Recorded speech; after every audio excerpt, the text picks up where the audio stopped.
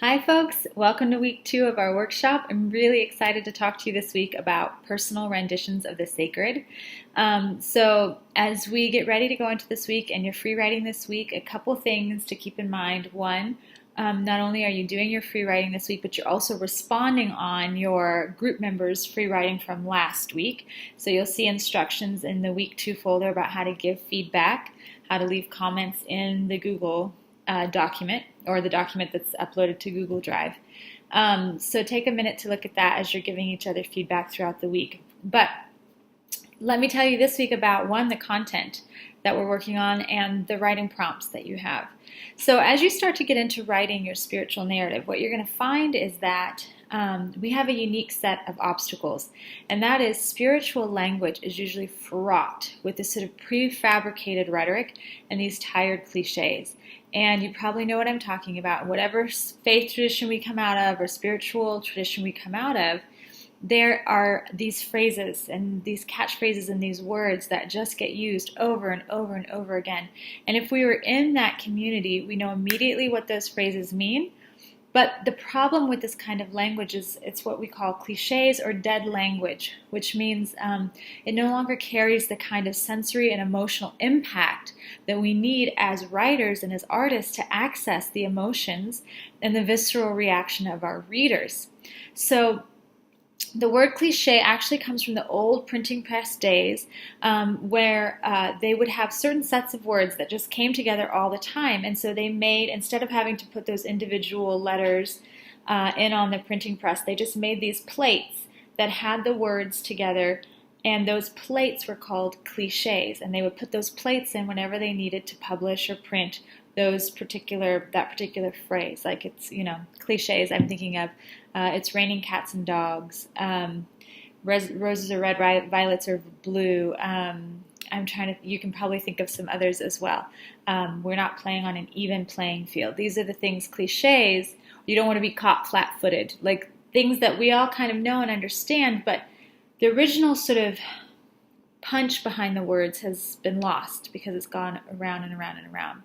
So in my faith tradition of evangelical Christianity, some of the phrases that I'm used to hearing over and over again are things like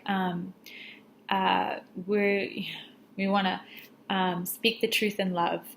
We want to love the sinner but hate the sin. We just want to love on people. I'm going to pray through.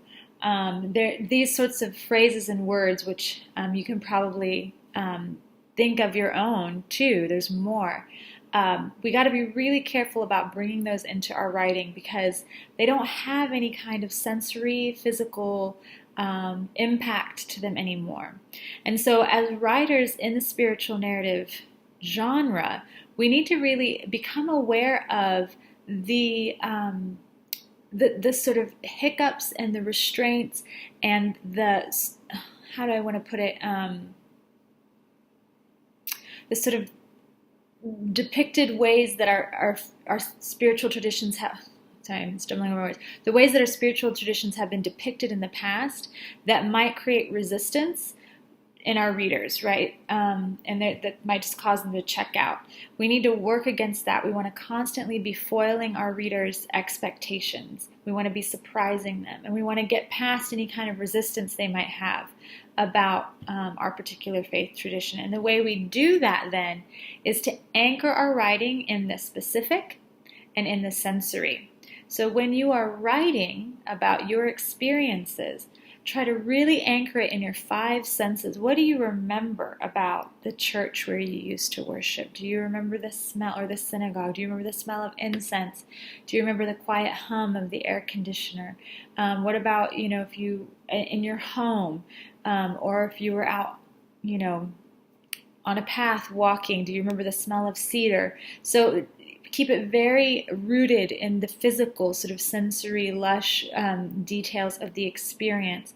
And that's going to help you circumnavigate some of those cliches that we get so used to using every time we're writing about our faith and spirituality. You do not want to sound like a Christian or a faith greeting card. You want this to be really rooted in a visceral reaction for your readers. So this week for your writing prompts, I've got 3 for you. The first one is exercising the cliches. I want you to do this one. And then there's 2 writing prompts you can pick from, one or the other. You don't have to do them both. But you'll see with exercising the cliches, I want you to take some time to just sort of regurgitate all of the cliches you can think of that come out of your faith tradition. Write them all down in quick form.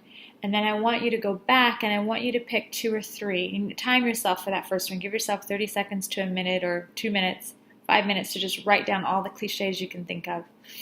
And then go back and pick 2 or 3 and try to translate them into fresh language that's really anchored in images and in sensory details. So the example I give you is, for example, I would take speak the truth in love. I might translate that to say speak diamonds wrapped in firelight, okay?